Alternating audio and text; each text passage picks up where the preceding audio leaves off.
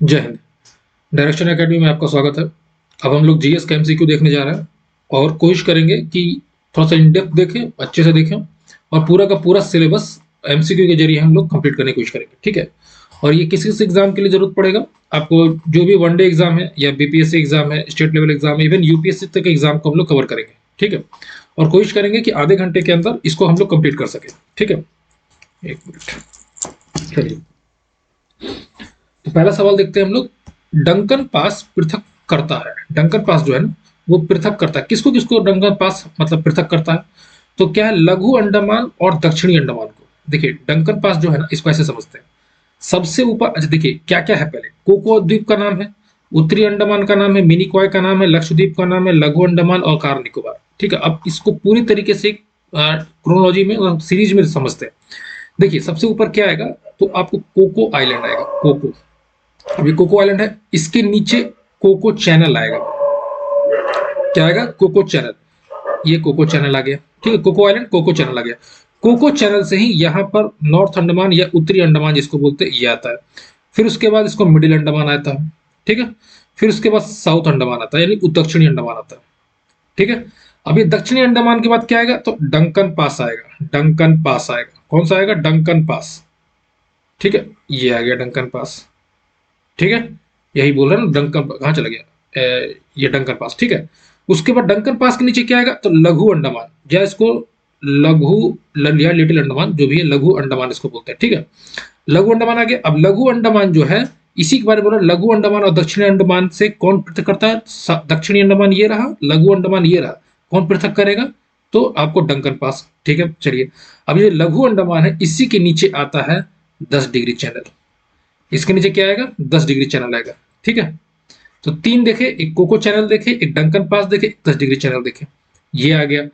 अब ये छूट रहा है, मिनी क्वाय को लक्षद्वीप से अलग करता है। नहीं, मिनी क्वाय को लक्षद्वीप से देखिए, ये तो अंडमान निकोबार हम लोग देख लिए, अरब ये बंगाल की खाड़ी में। अब अरब सागर में देखते हैं, तो ये मिनी क्वाय हो गया और ये लक्षद्वीप हो गया। ये लक्षद्वीप हो गया, ये मिनी क्वाय हो गया। इसके पास में जो जाएगा ना, ये 9 डिग्री चैनल है। कौन चैनल है ये? 9 डिग्री चैनल है, ठीक है। समझ में आ गया? तो क्या हो गया, लघु अंडमान और दक्षिणी अंडमान। लघु अंडमान और दक्षिणी अंडमान के बीच में डंकन पास है। तो ऊपर से देखते हैं, पहले कोको चैनल है, ये म्यांमार का है, ये जो है ना म्यांमार का है, ठीक है। उसके सॉरी, कोको द्वीप है, आइलैंड है, कोको चैनल है, फिर north Andaman, middle Andaman, south Andaman. उसके बाद नीचे डंकन पास, फिर लघु अंडमान, फिर 10 डिग्री चैनल, ठीक है। फिर उसके बाद निकोबार साहब का द्वीप आता है, ठीक है। चलिए अब अगला देखते हैं। भारत का दूसरा सबसे बड़ा नदी बेसिन, तो सबसे पहला कौन सा? तो पहला तो गंगा बेसिन है, और दूसरा में गोदावरी बेसिन। दूसरा में कौन सा है? गोदावरी बेसिन है, ठीक है। जैसे गोदावरी निकलता कहाँ से? तो नासिक से निकलता है। कहाँ से निकलता है? ये नासिक से निकलता है, महाराष्ट्र, एमएच महाराष्ट्र से निकलता है, ठीक है। और ये नासिक में भी कहाँ से? त्र्यंबकेश्वर से निकलता है, ये त्र्यंबकेश्वर से निकलता है, ठीक है। अच्छा, ये नर्मदा कहाँ से निकलता है? तो नर्मदा अमरकंटक से निकलता है, अमरकंटक से निकलता है। अमरकंटक से आपको नर्मदा भी निकलेगा और सोन भी निकलेगा, याद रहेगा। अमरकंटक से नर्मदा और सोन दोनों निकलेगा। कृष्णा कहाँ से निकलेगा? ये भी महाराष्ट्र से निकलेगा। ये कहाँ से निकलेगा? महाबलेश्वर से निकलेगा, महाबलेश्वर से निकलेगा, ठीक है, समझ रहे हैं। और कृष्णा नदी का सबसे बड़ा नदी को सबसे सहायक नदी कौन है? तो तुंगभद्रा है। और कौन कौन सा वैसे कृष्णा कौन कौन सा है? तो घाट प्रभा हो गया, माल प्रभा हो गया, माल प्रभा हो गया, ठीक है। ये सब हो गया। कोयना हो गया कृष्णा का, भीमा हो गया, मतलब ये सब इसका आपको सहायक नदी है, ठीक है। नर्मदा नदी रिफ्ट वैली से होकर गुजरता है, रिफ्ट वैली से होकर गुजरता है, ईस्चुरी का निर्माण करता है, ईस्चुरी का निर्माण करता है, बंगाल अरब सागर में गिरता है। ये सब आपको कॉमन सा चीज है। गोदावरी सबसे बड़ा ये नदी बेसिन है, ठीक है। कहाँ गिरता है? आपको बंगाली खाड़ी में गिरता है। महानदी बेसिन भी कहाँ गिरता है? बंगाली खाड़ी में गिरता है, ठीक है। चलिए बहुत हो गया। नाथसी शब्द किस भाषा भाषा के शब्दों से बना है? नाथसी किस जर्मनी से बना है? ये जो नाथसी शब्द है ना, जर्मन भाषा में इसका क्या बोलते हैं, हिटलर का पार्टी का नाम था। ये हिटलर का पार्टी का नाम जो था ना, वो नाथसी से ही शुरू होता था, तो जर्मन भाषा में बना है, ठीक है। चलिए, मार्तंड सूर्य मंदिर कहाँ अवस्थित है? देखिए सूर्य मंदिर तो बहुत जगह है, लेकिन मार्तंड सूर्य मंदिर है जम्मू कश्मीर में। सूर्य मंदिर बहुत जगह है, लेकिन मार्तंड सूर्य मंदिर ये जम्मू कश्मीर में है। और जम्मू कश्मीर में भी आपको कहाँ चला गया, 8वीं सदी 8th सेंचुरी में बना था। ये कब बना था? देखिए ललितादित्य जो थे, ललितादित्य, ठीक है, ये कारकोट वंश के थे, कारकोट वंश के थे, ठीक है, ललितादित्य। इन्होंने ये आपको ये बनाया था, मार्तंड का सूर्य मंदिर बनाया था, ठीक है। बाद में इसको 15th सेंचुरी के अंदर में, 15th सेंचुरी में इसको सिकंदर बुतशिकर ने इसको गिरा दिया था, मतलब कि खत्म कर दिया था, ठीक है। सिकंदर बुतशिकर ने कब कब किया था? 15वीं शताब्दी में किया था, ठीक है। तो मार्तंड सूर्य मंदिर कहाँ पर है? जम्मू कश्मीर में है। अभी विरासत स्थल है, याद रखना, ये नेशनल हेरिटेज साइट है, ये मार्तंड सूर्य मंदिर। अच्छा, सूर्य मंदिर एक उड़ीसा में भी याद होगा, कोणार्क का सूर्य मंदिर, कोणार्क सूर्य मंदिर, ठीक है, ये उड़ीसा में है, नागर शैली में बना हुआ है, नागर शैली, या इसको कलिंगा शैली बोलते हैं, ठीक है। और गुजरात में भी है एक सूर्य मंदिर, मढेरा में है, मढोरा में भी गुजरात के ये सूर्य मंदिर है, ठीक है। चलिए अब आते हैं अगला, भारतीय संसद के दोनों सदनों की प्रथम संयुक्त बैठक कब हुई? देखिए संयुक्त बैठक तो बात बोल रहा है, लेकिन प्रथम के बारे में बोल रहा है। तो प्रथम होगा दहेज प्रतिषेध विधेयक 1959 में हुआ था, ठीक है। 3 बार ही संयुक्त बैठक हुआ है। कितने बार हुआ? 3 बार संयुक्त बैठक हुआ। आज पहली बार जो हुआ है आपको दहेज प्रतिषेध वाला, दूसरा हुआ बैंक सेवा आयोग 1959 हुआ था, ये 1978 में हुआ है। फिर आतंकवाद निवारण विधेयक ये हुआ है 2003 में, याद रहेगा, 1959, 1978, 2003, ये 3 बार हुआ है, ठीक है। ये आपको संयुक्त बैठक। अच्छा, संयुक्त बैठक किस आर्टिकल में दिया है? आर्टिकल 108 में दिया। किस आर्टिकल में दिया? आर्टिकल 108 में।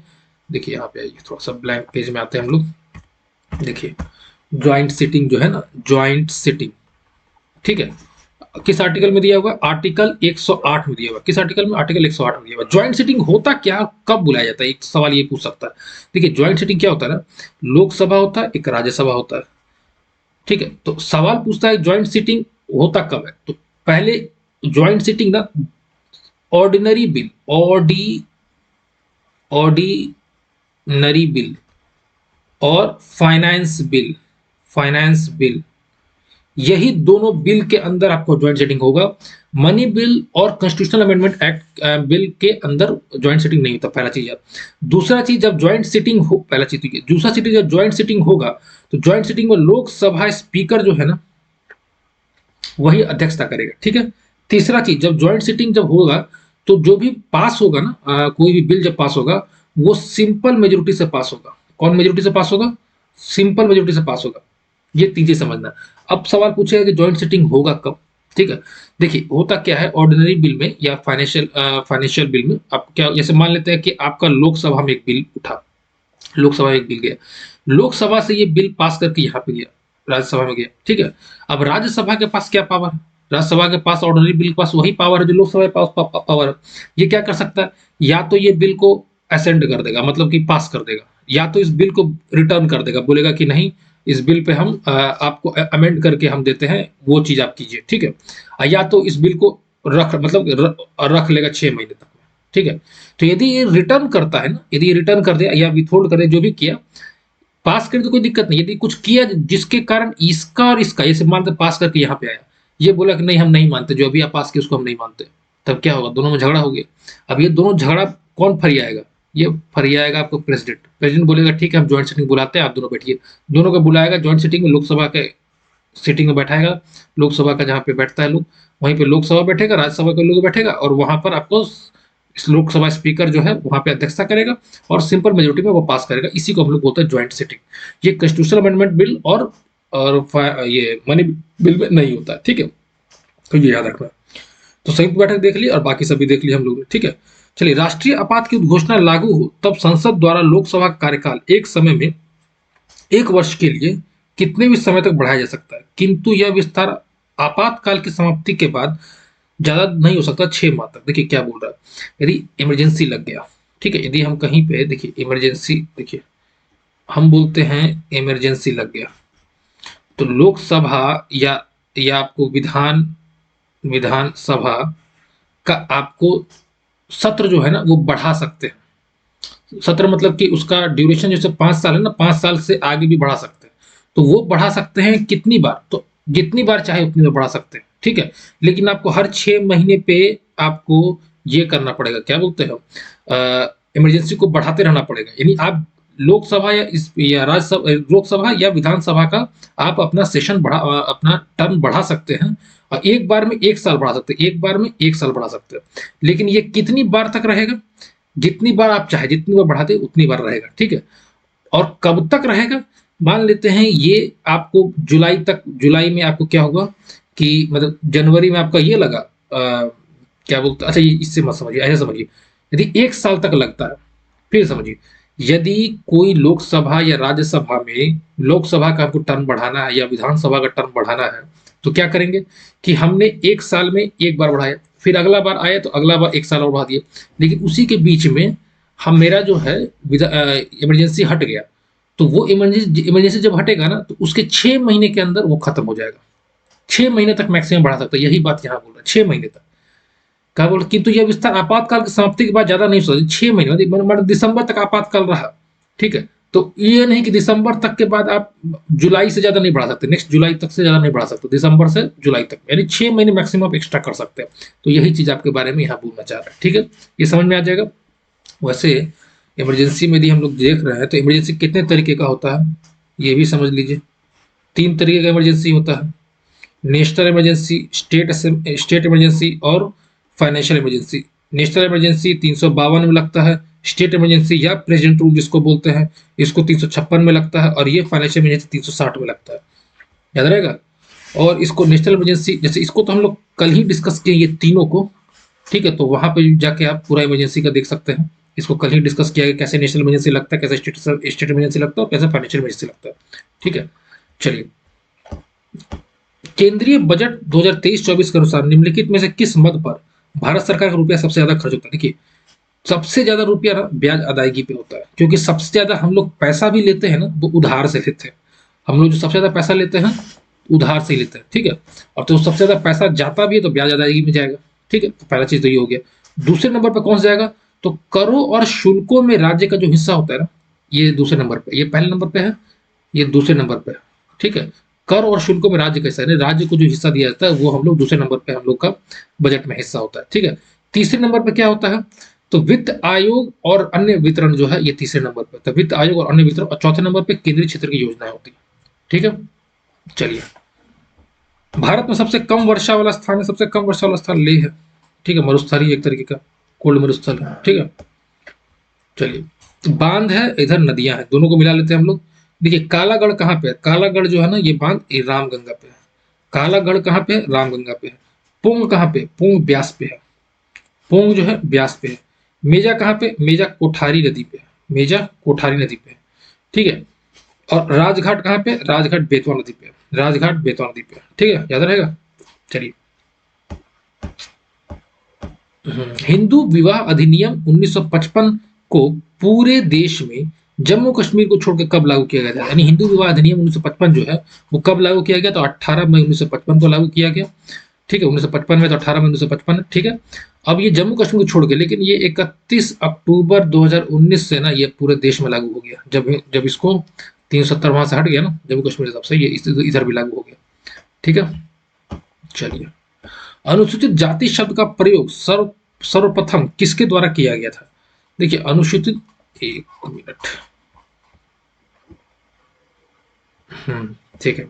देखिए, अनुसूचित जाति शब्द का प्रयोग सर्वप्रथम किसके द्वारा? हाँ, साइमन कमीशन के द्वारा अनुसूचित जाति, एससी शब्द का जो इस्तेमाल किया गया था ना, साइमन कमीशन के द्वारा किया गया था, ठीक है। चलिए, वैसे सबसे ज्यादा यदि हम लोग पूछे, ट्राइबल यानी शेड्यूल ट्राइब जो होता है वो अच्छा, कितने total schedule tribe? 700 total schedule tribe है आज के टाइम पे हिंदुस्तान में। सबसे ज्यादा कहां पर है? तो सबसे ज्यादा उड़ीसा में है, ये दो चीज याद रखना, ठीक है। मौर्य काल में भूमि कर को किस अधिकारी द्वारा एकत्रित किया गया था? तो भूमि कर सीतादक्ष द्वारा एकत्रित किया था, भूमि कर जो था वो सीतादक्ष द्वारा था। एग्रोनोमाई किस चीज का है? तो जिला का अधिकारी होता था ये, जिला का अधिकारी होता था ये। शुल्काध्यक्ष क्या होता? जो व्यापार कर होता था ना, व्यापार कर, उसको कलेक्ट करता था ये व्यापार कर, शुल्काध्यक्ष, ठीक है, शुल्क लेता था। चलिए, भारतीय इतिहास में कुल्ल्यावाप और द्रोणावाप, द्रोणवाप शब्द किस निर्देश था? भूमाप का है। तो कुल्ल्यावाप और द्रोणवाप जो है ना, ये भूमाप, देखिए जैसे भूमि को, जैसे कहीं राजस्व लेना है, ठीक है, भू राजस्व लेना है, तो भूमि का माप करेंगे ना, तो यदि एकड़ में पहले इसमें माप करता है या किसमें, तो उसमें भूमाप का ये था, कुल्यावाप और द्रोणावाप कब का था ये गुप्ता पीरियड में ये था। ठीक है, याद रहेगा ये। चलिए, नर्मदा और सोन नदी किस अपवाह प्रतिरूप का निर्माण करती है? देखिए, नर्मदा और सोन कहां से निकलती है? अभी हम लोग देखते हैं अमरकंटक से निकलती है। ठीक है, अमरकंटक से। ये अरिये नदी, अरिय यानी रेडियल, रेडियल रेडियल अपवाह तंत्र, जैसे जैसे ऐसे देखिए, ये कोई पहाड़ है, यहाँ से नदी के ढलान के हिसाब से कोई पानी गिरता है ना, इधर से गिरा, इधर से ढलान के हिसाब से नदी बह रही है, तो उसको हम लोग रेडियल या अरीय बोलते हैं। ठीक है, तो वही बोल रहा है, अपवाह प्रतिरूप का कौन करती है? तो अरीय करती है ये। ठीक है, चलिए, भारत में अनुसूचित जातियों यानी अनुसूचित जाति नहीं, एससी शेड्यूल कास्ट के जनसंख्या में संबंधित निम्न कथनों में से कौन सा कथन सही है? तो क्या कौन सा कथन सही है? भारतीय राज्यों में राज्य की कुल जनसंख्या में एससी जनसंख्या का प्रतिशत पंजाब में अधिकतम पाया जाता है। हाँ, यदि पूछ रहा है कुल जनसंख्या में एससी का जनसंख्या का प्रतिशत जो है ना, पंजाब में सबसे ज्यादा है, सबसे ज्यादा प्रतिशत के हिसाब से पंजाब है। ठीक है, ये सही है। चलिए, तीसरा देख लेते हैं, भारत में एससी जनसंख्या की अधिकतम संख्या उत्तर प्रदेश में। हाँ, अधिकतम संख्या जो है उत्तर प्रदेश में, ये भी सही है। अब जो गलत है वो देखते हैं, भारत में कुल एससी जनसंख्या का विषय में बिहार दूसरा सबसे बड़ा राज्य है। यानी भारत में कुल एससी जनसंख्या के विषय में, नहीं, कुल एससी जनसंख्या में तो बिहार दूसरे पर नहीं है ना। ये पहला तो आपको हो गया ये क्या एससी जनसंख्या, यूपी हो गया, दूसरा हिमाचल प्रदेश हो गया, दूसरा हिमाचल प्रदेश हो गया। और भारतीय राज्यों में राज्य की कुल जनसंख्या में से एससी जनसंख्या का न्यूनतम प्रतिशत गोवा में, नहीं, देखिए, कुल जनसंख्या का न्यूनतम प्रतिशत, अधिकतम प्रतिशत तो हम लोगों ने देख लिया कि अधिकतम प्रतिशत जो है आपको पंजाब में है, और न्यूनतम प्रतिशत गोवा में नहीं। जैसे नागालैंड में भी, नागालैंड में 0% है, अरुणाचल प्रदेश में 0% है, फिर से अंडमान निकोबार में 0% है, या लक्षद्वीप में 0% है। समझ रहे हैं? तो ये सब है। चलिए, जरा सुमेलित कर लेते हैं, कौन सा सुमेलित नहीं है। ठीक है, चलिए, उच्च न्यायालयों के न्यायाधीशों की पद मुक्ति, ये यूएसए से लिया गया। उच्च न्यायालयों के जुडिशरी का कहां से लिया गया? उच्च न्यायालय के न्यायाधीशों की जो पद मुक्ति है, यूएसए से लिया गया। राज्यसभा सदस्यों की नामांकन आयरलैंड से लिया गया। राज्यसभा का जो है सदस्यों का जो, देखिए, सदस्यों का जो, अच्छा देखिए, ये जो 12 जो सदस्य ये करते हैं ना हम लोग, वो भी हम लोग आयरलैंड से ही लिए हैं। ठीक है, फिर डीपीएसपी भी हम लोग आयरलैंड से लिए हैं। ठीक है, केंद्र की अवशिष्ट शक्तियां कहाँ? कनाडा से लिए। देखिए, केंद्र का शक्तियों का विभाजन भी कनाडा से लिए, और केंद्र की अवशिष्ट शक्तियां भी हम लोग कनाडा से लिए। जर्मनी से आपातकालीन उपबंध नहीं, ये 1935 के भारत शासन अधिनियम जो है ना, 1935 के आपको एक्ट से ये आपातकालीन उपबंध लिया गया। तो जर्मनी से क्या लिया गया? जर्मनी से लिया गया आपातकाल में जो फंडामेंटल राइट्स आपका जो सस्पेंड हो जाता है ना, आर्टिकल 19, वो लिया गया है आपको जर्मनी से। ठीक है, याद रहेगा। चलिए, भारतीय संविधान में कौन से अनुच्छेद नागरिकता संबंधित? नागरिकता 5 से 11, सिंपल सा तो है, 5 से 11 नागरिकता। ठीक है, उसके बाद थार क्षेत्र में बालू के स्थानांतरण टीलों को किस स्थानीय नाम जाना जाता है? तो ध्रियन नाम से जाना जाता है। थार क्षेत्र, थार जो एरिया है हम लोग का, बालू का स्थानांतरण टीलों को ये ध्रियन नाम जाना जाता है। ठीक है, बिहार का अक्षांशीय विस्तार क्या है? तो 24 degree 20 minute 10 second, 27 degree 31 minute 15 second, ये उत्तरी अक्षांश में है। ठीक है, चलिए, कटौती प्रस्ताव का उद्देश्य क्या होता है? कटौती प्रस्ताव मतलब क्या होता है? Cut motion. कट मोशन का उद्देश्य क्या होता है? बजट प्रस्तावों के खर्च में कमी का प्रस्ताव प्रस्तुत करना।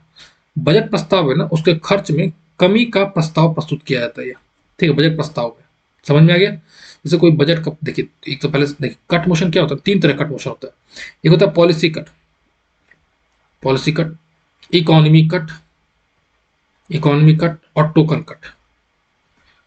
बजट हम पेश किए, अब बजट में से हमको कुछ चीजें घटाना है, बढ़ाना है, जो भी करना है, तो उसके लिए तो कट मोशन लाना पड़ेगा, यानी कोई चीज कट करना पड़ेगा, उसके जो पैसा का जो आपको डिमांड है, तो उसी के लिए तीनों किया जाता है। अब ऐसे पॉलिसी कट क्या है?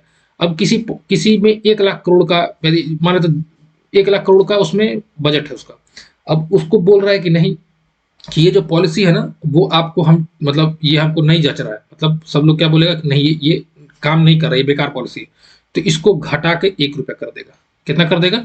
1 रुपया कर देगा। मतलब बोलेगा कि ये जो पॉलिसी जो है आपका काम का नहीं है, तो उसको घटाना है तो 1 रुपया तक कर देगा। इसको पॉलिसी कट बोलते हैं। इकोनॉमी कट, मान लेते कोई 1 लाख करोड़ का है, ठीक है, बोलता है नहीं इसमें ज्यादा खर्चा हो रहा है, तो ज्यादा खर्चा हो रहा है, इसको क्या करेगा? इसको बोलेगा क्या कि आज ज्यादा खर्चा हो रहा है, इसमें 50,000 करोड़ ही हम देंगे, तो 50,000 करोड़ का हो गया वो। ठीक है, इसको इकोनॉमी कट होता है। टोकन कट हो गया, टोकन कट मतलब बोलता है, ये विपक्ष वाला क्या बोलता है कि हम इसको लिए एग्री एग्री नहीं, जो आप जो मतलब ये किए हुए हैं, ये आप बजट लाए हुए हैं या बजट में ये जो चीज दिए हुए हैं, इसके लिए हम विरोध करते हैं।